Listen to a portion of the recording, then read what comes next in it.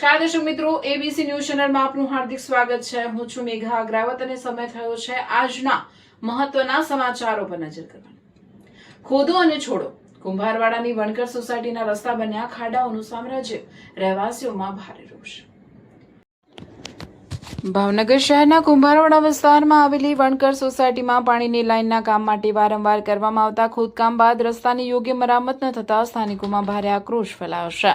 ખોદકામ બાદ માટી અને કાંકરા પૂરતા પ્રમાણમાં ન ભરાતા તેમજ સમારકામ અધૂરું છોડી દેતા રસ્તા પર અનેક મોટા ખાડાઓ પડી ગયા છે, જેના કારણે સમગ્ર વિસ્તારના લોકો મુશ્કેલીમાં મુકાયા છે। ખાડાઓના કારણે 2 ચક્રી અને 4 ચક્રી વાહનો વારંવાર ફસાઈ જાય છે અને અકસ્માતનો ભય સતત મંડરાઈ રહ્યો છે। ખાસ કરીને વૃદ્ધો, મહિલાઓ અને શાળાએ જતા બાળકોને રોજિંદી અવરજવરમાં ભારે હાલાકી વેઠવી પડી રહી છે।